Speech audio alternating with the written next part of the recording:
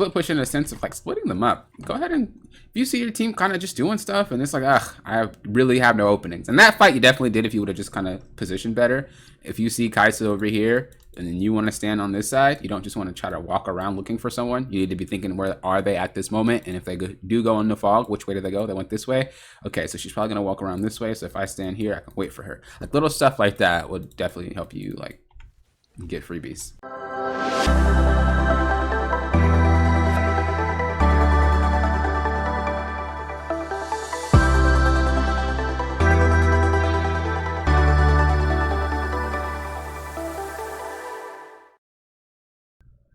Welcome back, everyone, to The Coach Approach. It's your coach, Blake of the Black Baker, and today we're going to be going over a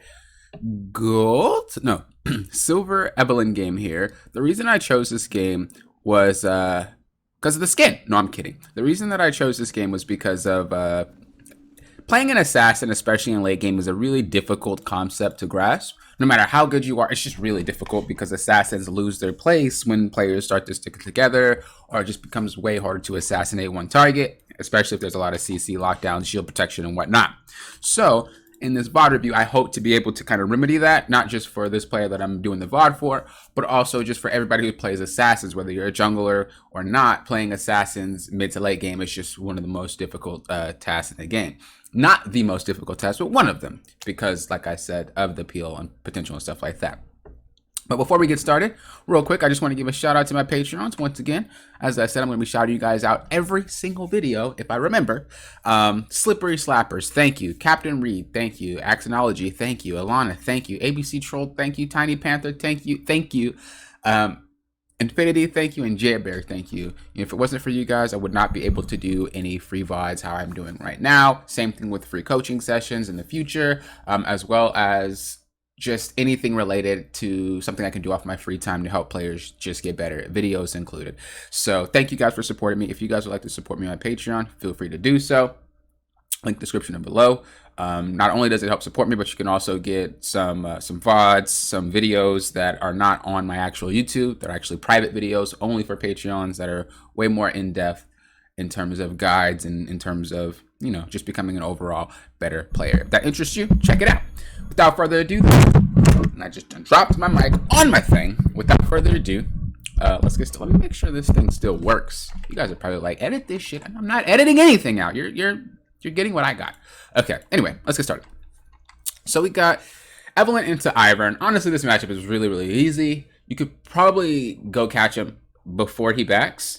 So if you could track him, you can technically kill him before he backs, because he loses a lot of HP, especially early when it comes to getting those camps. So you want to kind of be in his head. As a jungler, you always want to try to be in the other jungler's head in terms of what they might do, especially if it impacts you, right? So the thing that Ivern might do is gank, obviously. But does that really impact you? No. You can just use pings to kind of get away from that situation. What really does impact you are invades of him taking your camps, right? You're not necessarily in danger, but he could take your stuff. So you want to think, well, is he going to take my blue buff if I start red? Or is he going to start top and then go bot? Like, what is he going to do? Because I can match that. I'm stronger than he is, even though I am playing Evelynn early. All right, so we're going to go ward, looks like. Okay, we're going to take his buff, looks like. Okay, no, we're going to go ward. And you see the problem with this? The problem with doing something like this is that you just lose the setup potential to be able to cash this guy out later and kill him.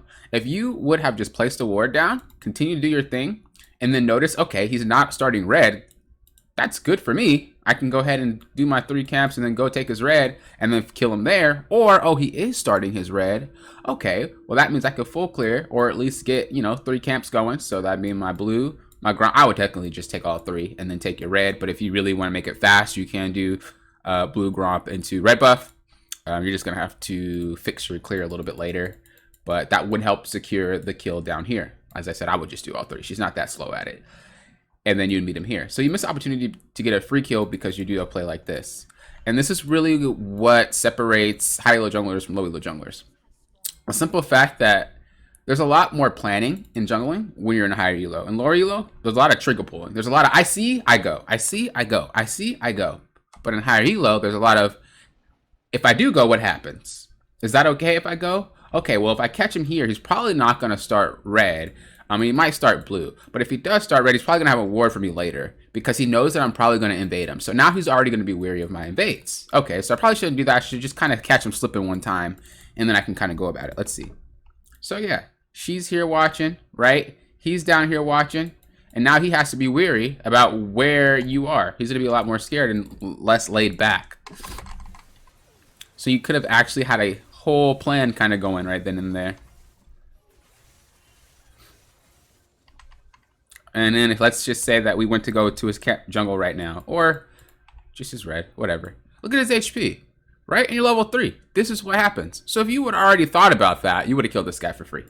Got his flash for sure, and then just straight up killed him, and then got his camps, and then you'd have been already snowballing, and this game probably would be over. Off of just one little play about vision, not actually about acting. And like I said, that's why it's super, super important. Let me go ahead and share my entire screen too, because I forgot to do that. That's why it's super, super important to super important to do that, because as I said before, you know, if you know that he's starting top, right, and he goes down bot and you had a ward, you know that, okay, I can do this camp, this camp, this camp, and then I can go ahead and go invade, or I can go to my red 2 and then invade him later because I know he's probably going to be bot side. If you put a ward there, as we said before, or right here, whatever, I'd probably put it right here or probably right there, just to kind of get more vision of what he's going to do and where he's going afterwards. And like, oh, he's not up there. Then I would clear all my 3 of my camps, go up here, try to take his red, and then when he walks by, just straight kill him because he's going to be low. It is Evelynn. Knowing the actual potential of the other jungler is going to be way helpful. So when you are laning, when you're jungling, doesn't matter. You need to know what your counterpart is very good at. You need to know what they're very bad at. So you need to not go into games and just not know things like that. And you can say, well, I do know that. You know, I do know that. Well, show it in your play. You know, it's a lot easier to say, oh, I know how to do this. I thought about that already. I know this, that. But if it's not showing in your play, there's a disconnect, right? You can't just say I know something and not do it. That doesn't make any sense. So you want to do your best to try to do that. You want to do your best to try to actually think about what this guy's going to do. How is that jungler going to play? This is not a game where we just kind of play 1v1, right? It's a whole 5v5. You need to understand how they play, and then when you get way better, you understand how the lanes play. And that's how you become one of those top tier junglers. Top tier junglers don't just think about their matchups. They don't just think about one lane. They think about all the matchups, including theirs, and how the other jungler can affect the lanes. Everything, just how everything's going to play out before it plays out is how you become a really good jungler. All right, so we get a clear kill. Make sure we help push this up. She wants to back. We don't want her to overstay in lane. If she overstays in lane, she's probably going to die.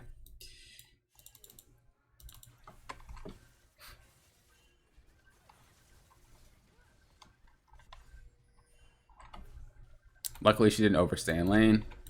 That could have been really bad, though. So she kind of delayed her back because of you.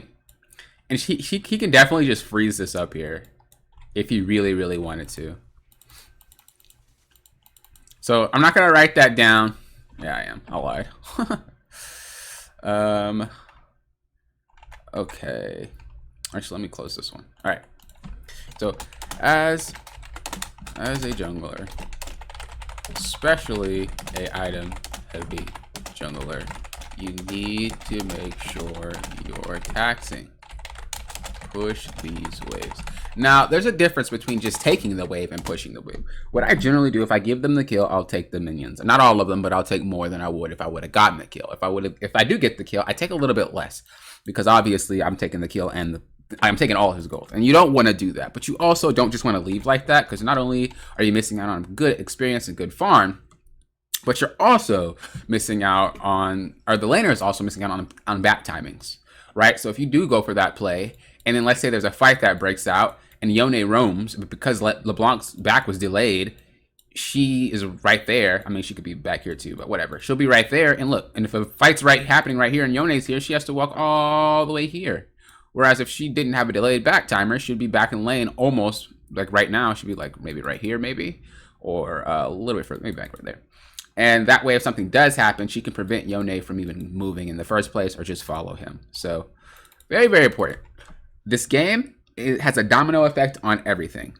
I always tell people it's kind of like, I don't know if you ever play like a tall tale game where it's like The Wolf Among Us or The Walking Dead or, you know, that type of stuff, or maybe like Choose Your Own Adventure book, whatever. Like the things where you make choices and then they impact later on. League of Legends is the same way, right? Your choice to not shove the wave could have spiraled into an effect of, oh, okay, well, my laner is trying to help me. Yone comes back. My laner didn't even back yet. Okay, then I die. And then now her lane's fucked up because now she has to back, but the wave's going to be under. Like, it can spiral out of control. And that's why you have to make sure you know why you're doing something. And you got to really think to yourself, is it really the most optimal decision? All right. Yone is coming down here. No need to hit the plant. Good job not hitting it. You didn't really have to. We're going for another gank here. I don't agree with this, especially because you could have died. I was like wondering why he left in the first place. I already knew this was going to be extremely close. This guy just like didn't care. Especially because he eat out. It's definitely... Yeah, he just like straight eat out. He definitely could have just saved his ass and killed you. As Evelynn, you want to try to hit 6 as fast as possible. You don't go for ganks unless it's obvious. Like, I like how you're trying to go for these ganks, but you're not an aggressive jungler. That's not how you play. You got to be sneaky. And that's why Evelynn's like such a elo abuser, is because a lot of the plays that she goes for, especially after 6, is like unstoppable because she's invisible. Unless the team has like really, really good awareness, which you will find in higher elos. So every single game, always look to rush 6. You're kind of like Echo in a way. You guys farm until you get your jungle item. Once you get your jungle item, you're good to go. In Evelynn's case, you also want 6. I think that just kind of has more priority over your jungle item, but I would hope by the time you're 6, you have your jungle item, because if you don't, something's wrong. But usually, you only want to go for ganks where they're super obvious. That wasn't like an obvious gank. The first gank, that wasn't really obvious either. He just kind of got caught out being like being up. But yeah, you definitely want to make sure that you are choosing to not go for anything unless it's like majorly obvious. So for example, this is super obvious. You walk up here, that's free. This one, it might look like she's overextended, but she'll outplay and then she'll get away. Like, it's just not worth the waste of time, especially on a champ that is really good at counter jungling, like Ivern, Nunu, Udyr, Shyvana, like all those Canes. Like, everybody can just like straight jack your camps, and you don't want to go for plays like that. So what you want to do when you're at the end of your pathing, what you want to do is you want to make sure that, okay, well, I'm at the end of my pathing, I have a couple options, right? Your options should always be this. As a jungler, just all the time, your options should be these 3 things. Well, I guess you can say 5, but we're just going to keep it at 3. And I'll explain the other 2 after. So we have, I gank mid. Let's just actually go back to when you are there. Hold on. Let me just go back to when you actually finished your camps. All right, so we're finished. We're at the end of our rope, right? We got 3 plays. I go mid. I invade his jungle. I go gank bot, right? Obviously, the other 2 are going to be Crab and Dragon, but we're not really worried about that right now because that isn't really consistent. You can't consistently say Crab and Dragon is there, right? But you can consistently say after I'm done with my pathing, those 3 options are always there for me. So let's just kind of see what would net us the most bang for our buck. Is this gankable? Not really, right? You go down there, easy turn. We don't want to gank that. That's not happening. Okay, he's trying to go for the drag, looks like, or at least roam. You don't really know, but you're putting a ward down just in case. Beautiful, I love it. And then, right now. This may look obvious, but it's not. That is a loud train. This might look obvious, but it's not, right? This looks very uncertain. Like, he could definitely just get away. And of course, I'd hope you keep tabs on his flash, so you know if he can do that, but he could definitely probably get away. Or the other jungler can definitely be around. And this is what I mean when I say lower elo players don't really think about anything. It's kind of just I pull the trigger, because this was definitely an I pull the trigger play. Why go for this when you know that you're stronger than this guy? You could just waltz on in there and see where he's at. Because if you spot him, oh, I see him. That means, okay, after the next couple of minutes, he should be top. And then you can look to fight him because you know that you found that information like, oh, he's clearing bot side right now. I can use that to my advantage, and I'll catch him top side then. Let's just see where he is. So he did come walking around. He's right there. Right? So if we did walk this way and you walked right into that guy, you would burn his flash. Easily. Easily burn his flash. You just charm him. I mean, not charm him. You put a, you know, you're going to slow him. You're not going to charm him because Obviously, you don't really want to sit and wait for that thing to pop off when you just want to straight up fight that guy. You can wait for the charm if you really, really want to. Up to you. But you could definitely pull off what you want to pull off here rather than there. And if you ping LeBlanc at the same time, she can come. Instead, we go for this play. Once again, we also have 2 camps. 1, 2. So you could have gotten camps or gotten at least a flash from Ivern. Either way, it'd have been good because that could have set you up for a play topside. Have to be way more methodical when you play champions like this, especially ones that are very weak if they're behind. So it's not about the execution. It's not about how you played that gank. It's not about the flash, whatever. It's about just the whole play in general. Shouldn't have happened. And we should have kept our eyes on a better, more 100% type of play. So our pathing is going to be extremely fucked up. We're going to end up top, and we're going to have 2 options. Either gank top, or not gank top, but gank mid or top, or walk all the way down to your Raptors. Those are literally your 3 options. I mean, I guess wait for... I was going to say 2, but I'm going to say 3 because you can wait for your camp here. Let's see what you do, because ganking top don't look like it's going to be one of those things. You're going to wait for your buff. Okay. And then we're going to get our buff, and then we're going to walk all the way down to Raptors. There it goes. Right? Look how inefficient that was. Why don't you just come back, start at Gromp, then do your Wolves, say fuck the blue, because you're not going to be there in time, get your Raptors, get your Krugs, recall, or do whatever you want to do, invade, whatever. And then come back, get your blue, then get your Gromp, then get your Wolves. You don't have to get your buff on timers all the time. If it's going to ruin your pathing, it's not worth getting. You want to make sure your pathing is always efficient. There should be no time wasting. If you screwed up and now you got to wait for your buff, unless it's so crucial, there's no reason to wait for your buff. Unless it's like something you really freaking need, then there's no reason to wait. I only said you only had those 3 options because invading wasn't happening. We already seen Ivern do that play there, and we already seen him walk top. He was already going to clear his jungle, and as you see, there's no camps there. So that was just not even in the question because we would already assume his camps are gone. Now, as far as walking down, I said it's just a waste of time. You wasted about like 10 seconds. Now, Ivern's level 6 and you're level 5 because of how much time you wasted not only mid, but also doing what you just did. It was very inefficient. We luckily get this dragon, but it could have went south a lot quicker. Okay, it does go south. Okay, they're just trolling. It could have went south. Luckily, it didn't. Know that in higher elos, they're definitely going to be more goon squatted than what you just seen with that, and your team isn't going to be able to do some random shit like that, especially with the teleport down to bot. And there's really no reason for Yona to even be up here. I don't know what this is about. They all 5 should have been down here. So be very, very cautious about that in higher elos. Once again, think before you pull that trigger. Like I said, like the big difference is just kind of having that discipline to hold on until you know for sure. This is not overextended. This gank might work, but it's just not worth it. Once again, we have camps we can go. We can go down here, maybe make a play. Very sketch that I wouldn't do it, but I'm just saying keep that in mind. I guess she's coming back, so you could come down and make a play. 2 kills, 3 camps. You can even go top, take Rift Herald, but instead we decide to kind of go for this play. Okay, we get the kill as I said we would, and we don't get anything out of it except gold. We don't get plates. We just kind of walk away. Which means, once again, you're not really getting anything out of your ganks. They're just happening. You're just killing people over and over and over, expecting to win. And that is kind of a tactic in lower elo. Like, there's champs that just get extremely fed. It just gets to the point where they'll just kill over and over and over and over and over again, and then they'll win the game. And Evelyn's one of those champions. But you're going to get to the point where you're not going to be able to win when you're killing over and over. And that's why this game got extremely late. Because if you're just getting yourself behind, this jungler, even though he died twice, you're still the same level as this guy.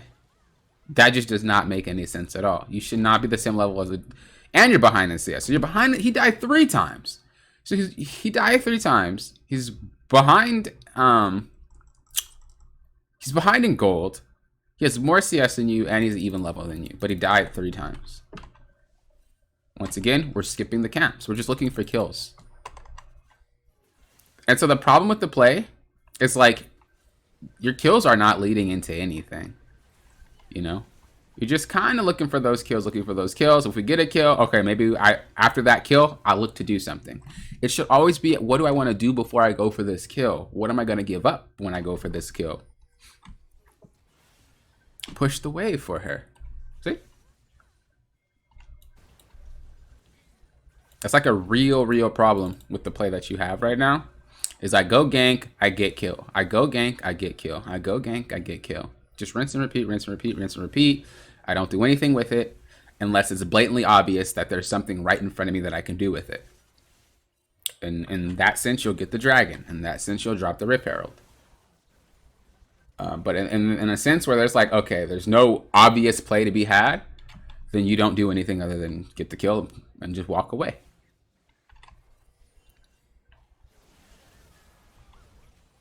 And that's why when it comes mid to late game, when you play like that, you really don't net anything. And a lot of these fights are catastrophes because Evelynn really thrives off of just being invisible.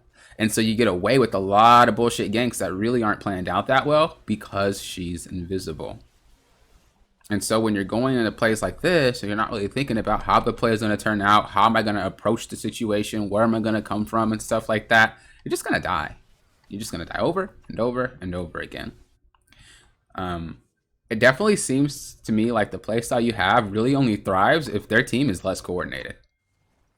You really don't get away with a lot of their stuff because, well, that guy's just blatantly walking around like a dumbass. That's a free kill. But you should be thriving off the fact that I'm just super fucking smart. I'm better than these players. Yeah, I'm gonna go for this because I know I can get a kill here. I'm gonna go after this kill because I know I can get an objective here. I'm gonna go after this because I know I can get a free wave of farm if I go for that kill and a plate. I can do that, and that is how you kind of get in there, right?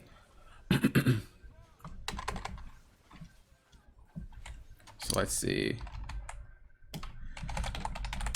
To think before you act. Make sure you know what will happen before you pull that trigger. There are often times where I'm like, I want to go for this gank because they're extremely overextended top. But then it's like, if I go for that gank top, they're definitely going to get a free gank bottom or they're going to get this dragon. Is it worth? Well, I'm going to get a plate and I'm going to get Rift Herald. So I guess that's worth. And then I'll trade Cloud Dragon for that. And I will get that. But I already know what the other jungler's going to do. So I'm okay with that trade.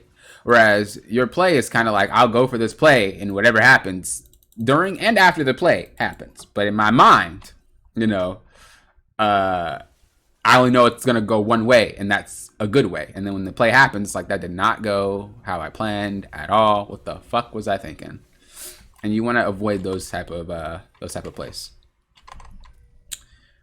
Right. Build wise, definitely probably should get an hourglass because you're probably going to get stunned a lot, even with banshees. And they have a lot of AD. I mean, you can get. I guess you can keep banshees as well as hourglass. You can get both of them, but I definitely would get hourglass first. Because if your thing gets popped, you're so vulnerable to their team. It's disgusting.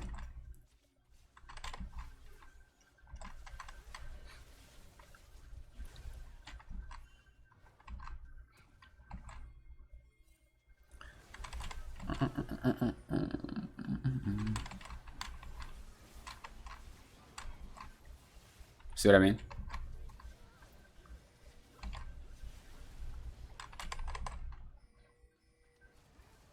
Okay, so the way that you got to approach these fights has got to be way better than what you're approaching them. If you're looking to fight, always come from the side or behind. You do never really? You do never wanna you do not ever want to fight going face first like that. I mean, you did that at the last couple of fights, but I just didn't say anything. But I was just curious to see if you do it throughout the entire gameplay, but you do. So as you see, we're right behind our team. Why don't we just kind of go around and chill right here or something? But you're dead smack dab in the middle, like you're playing Sejuani. Because then what happens is like you're so reliant on your ult. Like, oh, well, if I get in trouble, I'll press ult and then I'll back up. And then after your ult's expended, you're like, I don't know how to team fight at fucking all. And then It's like, well, I guess I just explode. And that comes down to just thinking about the stuff before it happens. How is it really going to play out? The best way it's going to play out and the worst way it's going to play out. What am I going to need to do? And sometimes you have to do it on your feet, you know? See, when you're doing it by one person, you like try to get behind them. But when it's a straight team fight, you are literally always in the front. If you could just adapt that I want to pick off someone mentality to a team fight, you'll definitely excel. All right, once again, you're coming from the front. Go from the side. There you go. Stand back here. Stand over here. Get creative when you play her. She's very, very flexible.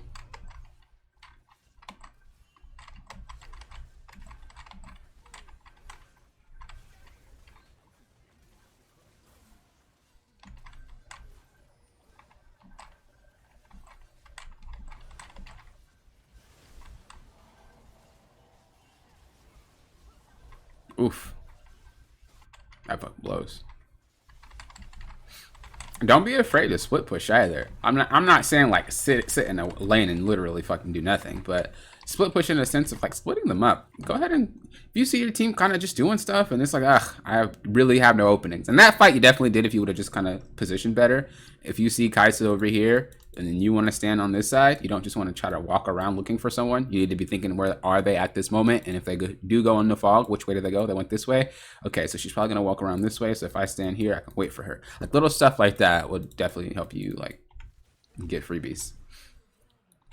But yeah, don't be afraid to push those side waves, because if your team really is doing nothing and you feel like I really have no opening, there's no way I can kill anybody, go push a side wave and just sit somewhere. Wait for them to walk by.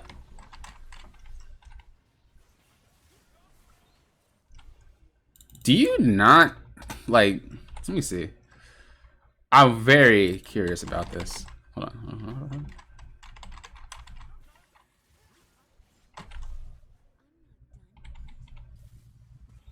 A lot of your ults are very sketch. I feel like you just mash. That might sound really bad, but I feel like you just mash and then once you expend out your abilities or you're scared as hell, you'll ult. But you don't actually like ult because it's kill threat. So Evelynn, you play a ton of her, so I highly doubt you've never seen this. But Evelynn has the same mechanic that Pyke does in terms of execution. When they get low enough, there'll be an X out over their body. That's when you ult. Otherwise, you try to walk away. You don't want to just waste the ult because even if you're trying to use it to get them low, it's just not worth it. So right here, the way that you did this fight, it definitely does not look like he was even close to low enough. The thing didn't even pop up. You're just like bam, bam, bam, bam, bam, bam. Oh, and it's like, wait a second, I didn't kill that guy. Oh, you even pinged MIA, but he was never low enough in the first place. Like the X just never came up, even in slow motion. Like it wasn't like, oh, it came up and he healed. No, it just never came up at all. Holy fuck, what even, I blinked. And you died. What happened? Oh. Yeah, that lack of armor is like fucking you up. You really need an hourglass. Especially because your positioning isn't that great. That X, you see it? Like that is when you ult. If there's no to that, you don't ult. But the thing is, like, your positioning isn't that great in these team fights, so having an hourglass kind of helps you out. Banshees, on the other hand, it prevents you being bursted. I mean, not bursted, locked down, or like maybe there's a champ that needs to hit an ability to actually one-shot you, and you're like, ah, I negated that ability. So if you're gonna go Banshees, right? Banshees. You go Banshee because there's one ability that will totally fuck me up no matter what, no matter how I position, I'm fucked. You go Zhonya's when you go Zhonya's when I definitely am going to be in a really shitty spot after I do my combo. So I want to make sure that I can Zhonya's and then maybe have another rotation up and then bail. Right? So these are two different type of things. In this team comp, there's not specifically one thing that will mess you up. Poor positioning will fuck you up. Even if Banshees blocks the Iverns, like, it doesn't matter. You're gonna get fucked by somebody else anyway, so it doesn't really do much for you. I just realized this is a long VOD review. Oh no, it's not. I thought it was like 40 minutes or something. Okay, we're kind of good. I mean, it is long, but it ain't like super long.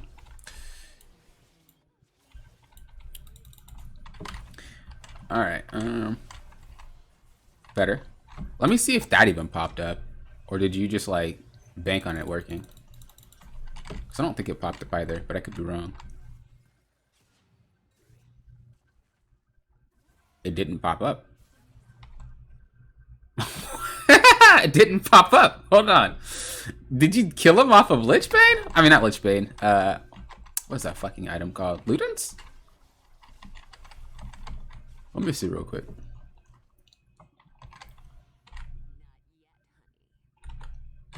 Yeah, something like ticked on his HP bar before, but I don't know what it was, and that's what brought him low. But even with this kill right here, that was super free, you still did not manage to wait for the time, and he would have got away scot-free. I don't know what the fuck it was though. If you have Scorch, why would you run Scorch though as a jungler? What do you have? Let me see. Nope, no Scorch. I don't know what particularly just ticked off of that, but as you see, like that wasn't the full. Like you would have missed that kill too, just off of not like being patient. Be patient. They'll get low enough.